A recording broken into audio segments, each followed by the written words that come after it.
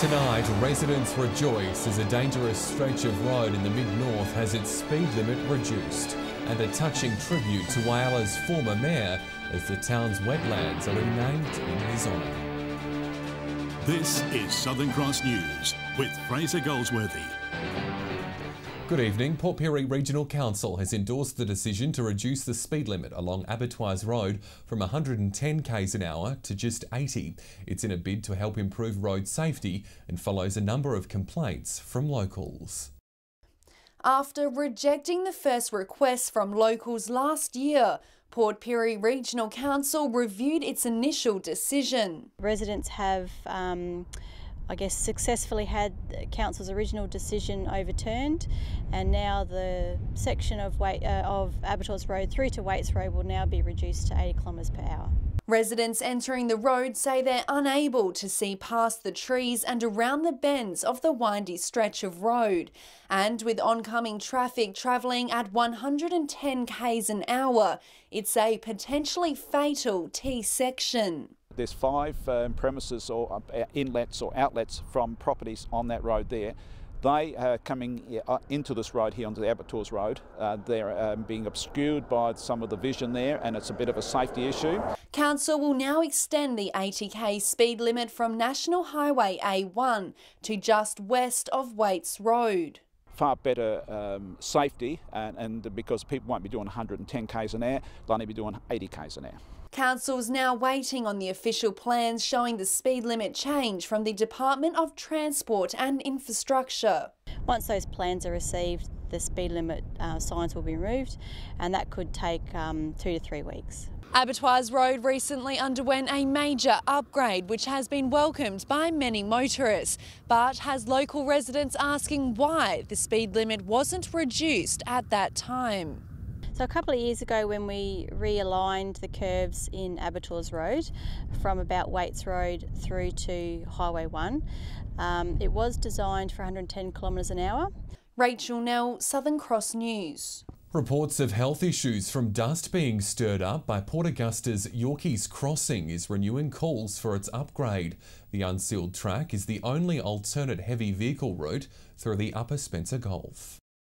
When heavy or light vehicles take this unsealed route, members of Port Augusta's Davenport community feel it the most. Knowing Aboriginal people, there is a lot of health problems in the community. Reports of health issues caused by dust only adding to the need to seal the only north-south alternative to the Joy-Ballook Bridge. Even small cars are stirring up clouds. You get a heavy loaded vehicle that comes past here, B-double or whatever, there's going to be a big lot more dust coming over our community, and we just can't put up with this any longer. Sealing Yorke's Crossing was mentioned on the state government's infrastructure wish list for federal funds in November in a bid to improve access to the state's north and west. Despite both sides of politics committing a $40 million share to duplicate the Joy-Ballook Bridge, the region's member for Stewart says sealing the alternate route is vital. Given that with the best will in the world from whoever is successful at the election, upgrading the Joy-Ballook Bridge is still going to be years away. We must upgrade Yorke's Crossing so that it can act as a relief valve as quickly as possible. The Port Augusta City Council told Southern Cross News it is aware of the dust issues and has included sealing Yorke's Crossing in its Upper Spencer Gulf City's transport plan. It's also written to the state government requesting funding help to lay down limestone sheeting on the track. To mitigate the dust from settling on our community, and even if it's a couple of kilometres past the community on this road, we'll be happy with that. Amelia Simpson, Southern Cross News. A man accused of drink driving will face Whyala Court after being detected between Cal and Cleve over the weekend. At 6:30 p.m. on Saturday, a patrol stopped a car on the Birdseye Highway where the driver allegedly returned a reading of .146, nearly 3 times the legal limit. The 60-year-old from Cleve has also lost his licence for 6 months. Well, the Port Adelaide Football Club has returned to the Eyre Peninsula for the first time since 2010 for its annual pre-season community camp.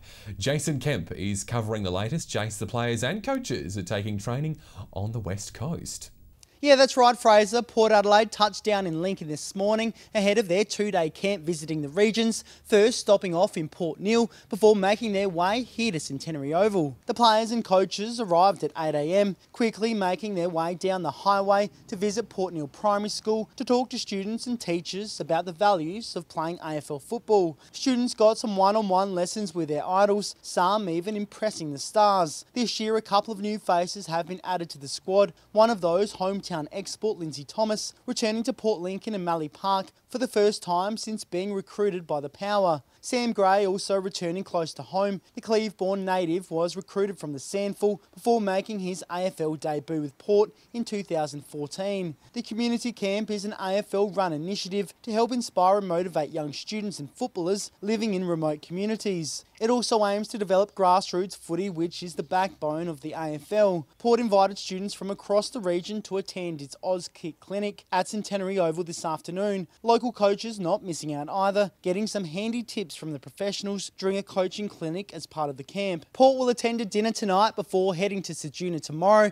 before returning to Adelaide to continue pre-season training ahead of their first JLT Cup clash against West Coast. Good on you, James. Jason Kemp in Port Lincoln there, and we'll be chatting with local lad Lindsay Thomas tomorrow night, so do be sure to tune in for that. After the break, the Pollock Wetlands renamed to honour the town's former mayor. Details now. South Australia's first green hydrogen plant is set to be built near Port Lincoln. The plant will be the biggest of its kind in the world and will use energy from Air Peninsula's wind and solar farms to create hydrogen. Company Hydrogen Utility has been given a $4.7 million grant and a $7.5 million loan from the state government to get the project up and running. Construction will begin early next year. A protest against the Murray River to Broken Hill pipeline is being planned for Wentworth this week. Broken Hill water activists are set to join the rally against what they're labelling an unnecessary water source. A peaceful protest for a problematic pipeline. The protest itself goes for around 4 days, all day Thursday and then for another couple of days after that. The protest will be held Thursday in Wentworth with a number of groups from the far west to take part. One of the big concerns, not only is it from Broken Hill but other areas such as Wentworth, is that the Darling River will stop flowing, and that's a concern to everyone. At around 11 o'clock, protesters will block the bridge over the Darling River. It's a peaceful protest, so it's only it won't be forcibly stopped. It'll be the cars that stop, and then they'll be moving them on, telling them what's going on with the Darling River. Many are worried about the environmental impact the pipeline will have. They virtually just want to show the government that there's many people against this pipeline and many people against the fact that the government haven't been fully informing the communities of what's going on with this pipeline. It's still unclear how much locals could pay to cover the operation and maintenance costs of the pipeline, with state police recently blocking a motion to reveal further cost details of the project. The main reason for the pipeline was to ensure more water could be kept up north, and they really don't want to release that, because if they do release that, then it'll be quite obvious that the pipeline wasn't for Broken Hill, it was for, in fact, the irrigators up north. Patrick Reinke, Southern Cross News. The State Labor Party says it'll appoint an Aboriginal Children's Commissioner if it wins the state election. The revelation came this morning as we approach the 10th anniversary of National Sorry Day. A timely announcement right before a day that means much to the stolen generation. It's not something that was in our past. It's something that happened to many people that are still living today. Labor revealing it will appoint an Aboriginal Children's Commissioner if elected in March. So I was pleased this morning to be able to announce that the Return Labor government will commit to consult with Aboriginal South Australia and then legislate for this position. Set to work alongside the existing Commissioner for Children and Young People, the role will advocate for policies impacting the well-being of Aboriginal children in SA, a move Minister Ma says only promotes reconciliation. The appointment of an Aboriginal Affairs Commissioner for young people and children does help in that process. Certainly the process we've been undertaking over the last 12 months in terms of treaty negotiations with Aboriginal South Australia has been a significant step in that process. Yet this announcement isn't unique. In late December, the Liberals announced they would bring in the same role if elected, with a mission to curb the high numbers of Aboriginal children in state care. But Aboriginal children and young people have specific needs, and that's why we think this Commissioner role is very important. Amelia Simpson, Southern Cross News. Well, the name Jim Pollock will live on in Whyalla forever after the city's wetlands were renamed in honour of the late mayor. Family and friends gathered for the unveiling as Mr Pollock was remembered as a passionate advocate for the city. A fitting tribute for a great man. Family, friends and colleagues gathered at the Whyalla Wetlands to see them officially renamed after the late Jim Pollock. Friend Eddie Hughes says he was a driving force behind the beautification project.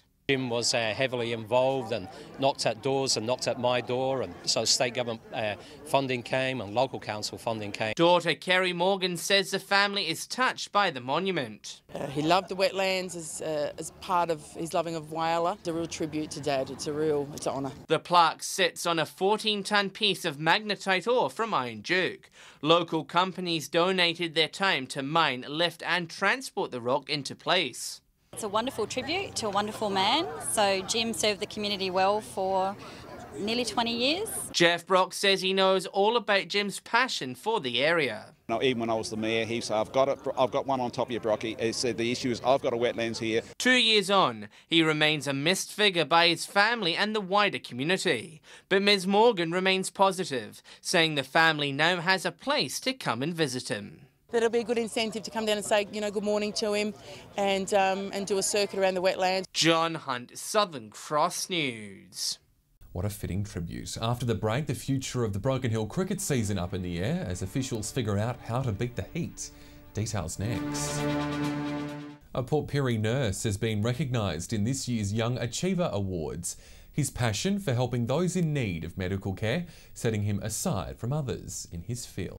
Giving back to the community he was raised in. 25-year-old Stephen Fantanel has been recognised across the state for delivering a high standard of nursing care.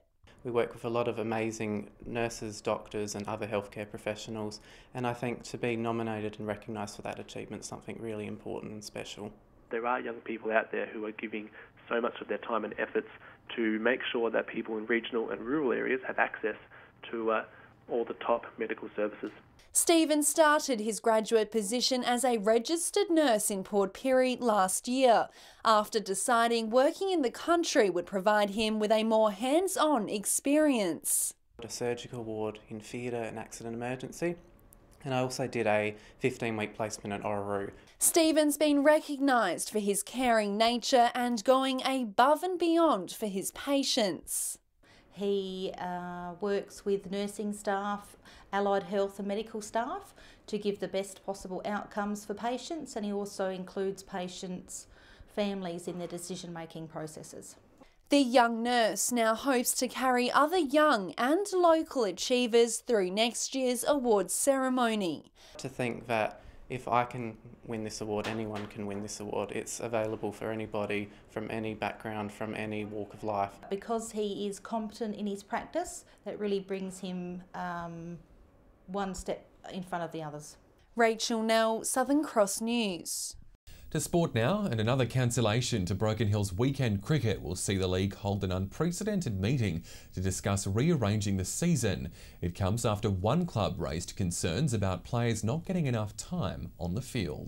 The Barrier District Cricket League has now lost 3 rounds due to our extreme heat. I made the call Friday night to call cricket off for the Saturday. The league's heat policy goes up to 42 degrees, higher than most other leagues. There's now only 2 matches to go before final start, and only 2 out of the 5 matches have been played this year. Officials are concerned players from all clubs will be heading into the business end of the season with a severe lack of match play under their belt. We'll see if we can push the season back a week to try and pick up an extra week's cricket. But of course there's no guarantee going forward that we're not going to get another 43 on a weekend. An idea is to not cancel the recent weekend's fixture, but to play it this weekend, effectively pushing the whole season back 1 week, meaning grand final day would be on the 24th of March. It does create a few issues though. We've obviously got oval bookings. The other thing that the Cricket League's mindful of is running into the big St Patrick's race meeting. The league says there are a number of considerations but hopes this week's sit down with the clubs can find a resolution. There's also plans to introduce more night matches in the hotter months. We used to get a run of 38s, 39s, maybe up to 40, but now these days it seems to go to 42s, 43s and 44s. Patrick Reinke, Southern Cross News. Time for the weekend cricket wrap now, and Rapina has secured third position in Whyalla cricket with a narrow 1 win over South on Saturday afternoon. The match, however, will be remembered for the hat-trick taken by bowler Stuart Beaton. John Hunt joins us for more now. John, it's a rare feat. Yeah, it is, Fraser. Beaton had probably the biggest moment of his career with the feat, as Rapina ensured it won't win the wooden spoon. South were going along quite comfortably at 1 for 51, before the fast bowler sprung to life. Chris Davis was the first of his three, with John Davis then following him back to the pavilion next ball. Miles Smith-Gurr had the unenviable task of facing up to the hat-trick ball, with Beaton ripping through him to the delight of his teammates. Beaton would finish with 5 for 30, as South never recovered, bowled out for 124. But the Demons made life difficult for Rapina, as it took wickets at regular intervals to make it an interesting contest. 47 from Alan Woolford was the difference, as the Roos won a thrilling contest to secure third position and avoid the wooden spoon. In the other Whyalla match, Norths have all but secured top spot, with a thrilling 1-run win over Centrals, chasing 92 for victory. The Roosters were 21 runs away with 5 wickets remaining, before losing 5 for 19. Matt Quist and Sam Lewis took 3 wickets each. Going round the towns now, and we'll start in Port Pirie, where Props defeated Sollies, and Wandera was too good for Southport. Jack Dickinson scored 41 for the winners, who chased down the target with 7.5 overs to spare. In Port Augusta, 111 from Alex Hosking helped Quorn cruise to a massive win over Central Stirling, while 4 for 45 from Nathan Nistico saw South skittle west and keep themselves in second place. Down in Port Lincoln, Tasman had an easy win over Charlton. Half-centuries from Sean Hancock and Craig Reedy guided Lincoln South to a win over Southern Air, and Todd River defeated Waybacks by 8 wickets. Broken Hill cricket was cancelled due to hot weather. So what a weekend of cricket across the region, some wonderful individual performances. And with the finals fast approaching, we can only assume it'll get better as teams chase premiership glory. Wonderful indeed. Thank you, John. John Hunt in Whyalla there. Well, stay with us. After the break, we'll have all the local details, weather details that is, with Abby Donaldson. And Abby, it was a pleasant day all around all centres. It certainly was, Fraser. We saw plenty of sunshine, but it will start to warm up again soon. I'll have all the details next. Welcome back. Well, it was a lovely summer's day around all districts today. Sunny and 28 the top for Port Augusta. It was fine and 25 in Whyalla. It was a similar story further west, but we saw cloudy conditions in Broken Hill. To the satellite now, and the reason behind these pleasant temps is patchy cloud crossing South Australia within a low pressure trough that's staying generally dry, and skies are clear over the north under high pressure. Taking a look at conditions on the waters for your Tuesday, we'll see a southwesterly shifting southeasterly winds up to 15 knots, seas at 1.5 metres with a south-southwesterly swell, and sunrise is at 10 to 7. To tomorrow now, and it's heating up in Port Augusta, a hot 35 the top tomorrow, a cloudy day forecast too. Warmer in Whyalla, 32 the top. Temps will creep up into the high 20s in Port Lincoln with plenty of sunshine forecast. 33 is the magic number in Woodner, Broken Hill and Port Pirie, while all other centres will see temps in the low 30s. To the next 4 days in the west, we'll see our warmest day of the week so far tomorrow, and then temps will continue around the mid-20s to low 30s for the rest of the week, with lovely sunny conditions forecast for all centres to end the week. 26 the top for Port Lincoln on Thursday and Friday. Further up the Gulf, as mentioned, it heats up tomorrow, cloudy and a hot one for Port Augusta, 35 the top, but it won't stay like that for long as temps hover around the high 20s to low 30s for most of the week. And again, we'll see blue skies and sunshine for Port Augusta and Kadina on Friday, 31 the top for both centres. And last but not least, temps climb in Port Pirie tomorrow, 33 the top. The cloud cover returns on Wednesday, 27 the top for Clare, but it's a hot one in Broken Hill, 36 the max on Wednesday, while temps will cool off slightly to end the week with plenty of sunshine about. So Fraser, it's looking like we're in store for some gorgeous conditions this week. Sounds good to me. Thanks, Abby. Good to have you back. And that's the local news this Monday. Thanks for your company. I'll have updates a little later on tonight. Until then, enjoy your evening. Good night.